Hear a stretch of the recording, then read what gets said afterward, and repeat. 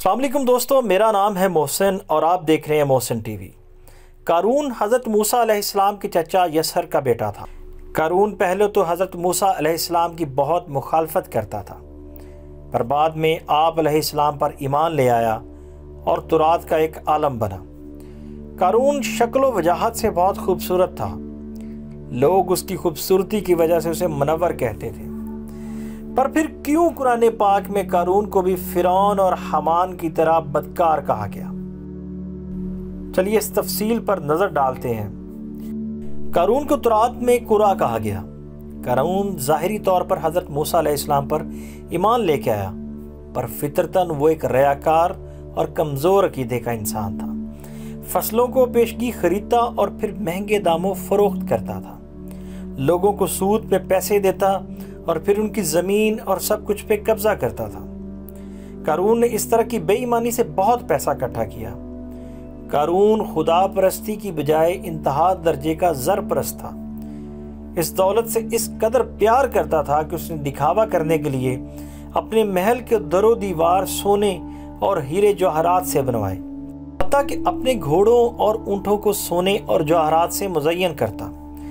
قارون کے پاس سینکڑوں غلام اور کنیزیں تھیں، اور ان کے ساتھ وہ برا سلوک کرتا اور انہیں مجبور کرتا کہ وہ اس کے سامنے گر پڑے اور اس کے پاؤں کا بوسہ کر دیں۔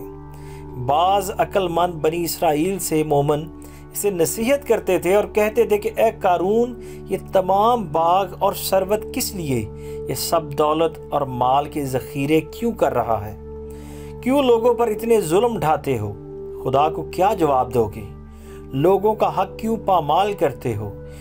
غریبوں اور ناداروں کی کیوں مدد نہیں کرتے؟ نیک کاموں میں کیوں قدم نہیں بڑھاتے؟ قارون غرور اور تکبر میں جواب دیتا کہ کسی کو ان باتوں کا حق نہیں پہنچتا کہ میں اپنی دولت خرچ کیوں نہیں کرتا۔ مومن اسے واعظ کرتے اور کہتے کہ اتنی بڑی دولت حلال سے اکٹھی ہونی مشکل ہے۔ اگر تو نے ناانصافی کی نہ ہوتی اور سود نہ کھایا ہوتا تو اتنا بڑا سرمایہ نہیں رکھ سکتا تھا۔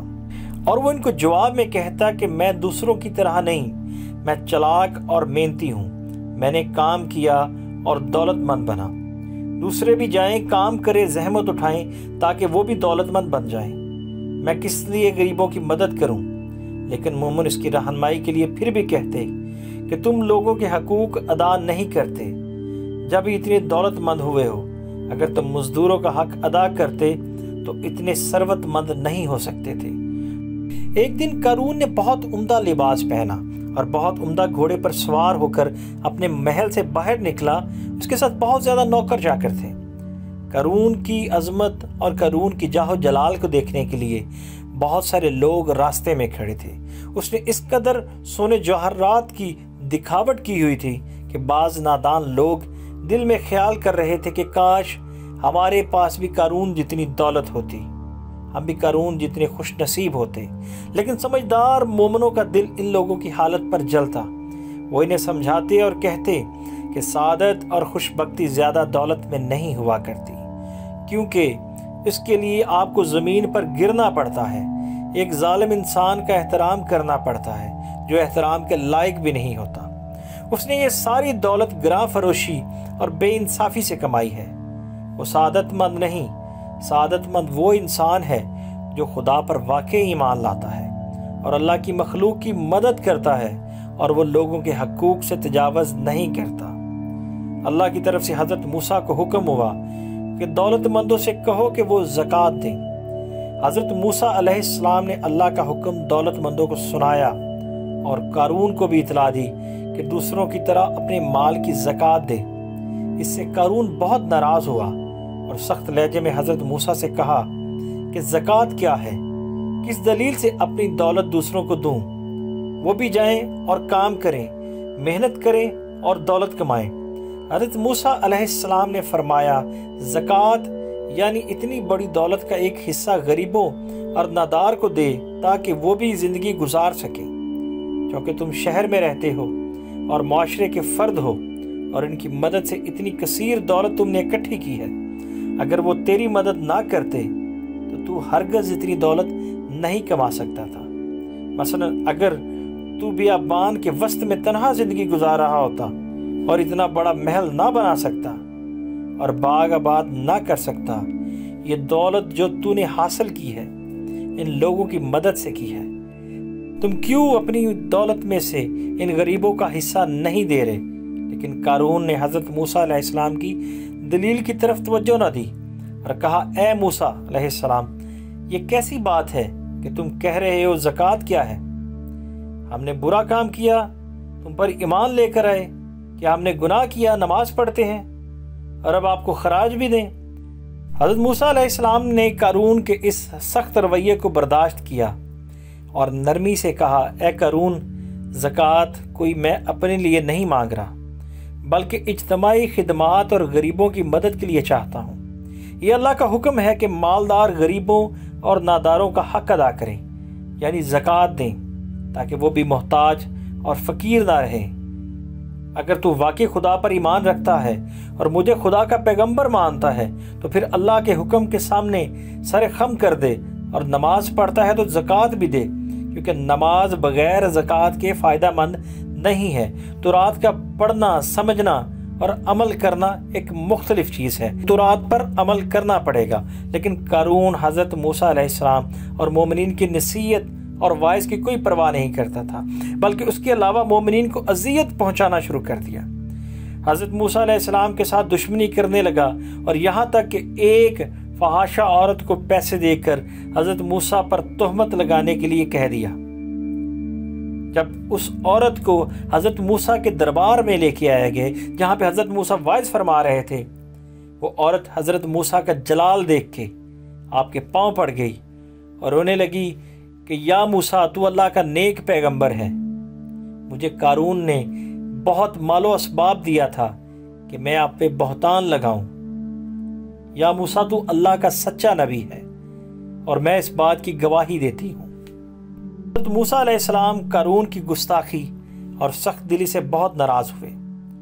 آپ کا دل بہت دکھا اور خداوند عالم سے درخواست کی کہ اس حریص اور ظالم انسان کو اس کے اعمال کی سزا دے میرے اللہ۔ اللہ کے حکم سے زمین لرزی اور ایک شدید زلزلہ آیا، اور ایک لہجہ میں قارون کا محل ویران اور زمین بوس ہو گیا، اور قارون کو قصر یعنی محل سمیت زمین نے اپنے اندر نگل لیا۔ اس وقت جو لوگ قارون کو سعادت مند سمجھتے تھے اور اس کی دولت کی آرزو کرتے تھے، اپنی غلطی کی طرف متوجہ ہوئے اور توبہ کی اور کہا کہ کتنی بڑی عاقبت اور برا انجام ہے یہ قارون نے اپنے مال کو اپنے ہاتھ سے نہ دیا اور خالی ہاتھ اور گناہ گار آخرت کی طرف روانہ ہوا۔ قرہ کا تذکرہ یہودی کتابوں بائبل اور تلمود میں کیا گیا۔ اس کا ذکر تورات کی کتاب گنتی نمبر 16 میں آیا۔ اس کے نسب نامے سے معلوم ہوتا ہے کہ یہ حضرت موسیٰ اور حضرت ہارون علیہ السلام کے خاندان بنی لادی میں سے تھا، اور رشتے میں حضرت موسیٰ علیہ السلام کے سگے چچا کا لڑکا تھا۔ اس کو حضرت موسیٰ اور ہارون علیہ السلام کی امامت اور سعادت کا بڑا حسد تھا۔ اسی وجہ سے اس نے یہ نعرہ بلند کیا کہ خاندان کے تمام آدمی یکساں مقدس اور دیندار ہیں۔ تو آخر حضرت موسیٰ علیہ السلام اور ہارون علیہ السلام کو ایسے کیا سرخاب کے پر لگے ہیں کہ وہ قوم کی امامت و پیشوائی کریں؟ دوسروں کو یہ حق کیوں حاصل نہیں؟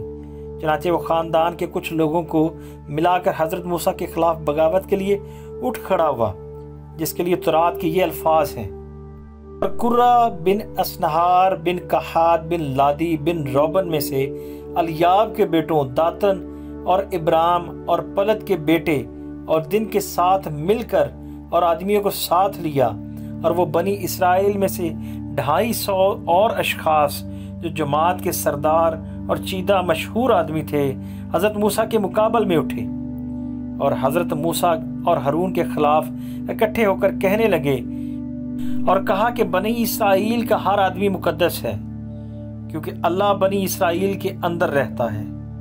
قارون کے خزانے کے متعلق اللہ پاک نے قرآن مجید میں ارشاد فرمایا کہ ہم نے قارون کو اتنے خزانے دیے تھے کہ ان خزانوں کی کنجیاں ایک مضبوط اور طاقتور جماعت بامشکل اٹھا سکتی تھی۔ قرآن پاک میں ایک اور جگہ پہ آیا کہ بے شک قارون حضرت موسیٰ کی قوم میں سے تھا، اور پھر اس نے ان پر ظلم کیا، اور ہم نے اس کو اتنے خزانے دیے تھے جن کی کنجیاں ایک طاقتور جماعت پر بھاری تھیں۔ قارون کے عذاب پر قرآن پاک میں فرمایا گیا، تو ہم نے اس کو اور اس کے گھر کو زمین میں دھنسا دیا تو اس کے پاس کوئی جماعت نہ تھی اللہ کے عذاب سے بچانے میں اس کی مدد کرتی، اور وہ کوئی بدلہ نہ دے سکا۔ یہ عبرتناک واقعہ ہمیں یہ درس دیتا ہے کہ اگر اللہ تعالیٰ مال و دولت عطا فرمائے تو اس پر لازم ہے کہ اپنے اموال کی زکوٰۃ ادا کرے، اور ہرگز اپنا مال و دولت پر غرور اور گھمنڈ نہ کرے، کیونکہ اللہ ہی دولت دیتا ہے، اور جب وہ چاہتا ہے پل بھر میں دولت چھین لیتا ہے۔ ہر وقت اس کا دھیان رکھتے ہوئے تواضع اور انکساری کی عادت اپنائیں، اور ہرگز کبھی انبیاء، اولیاء، صالحین کو اظہار ثانی اور بدخوئی نہ کریں۔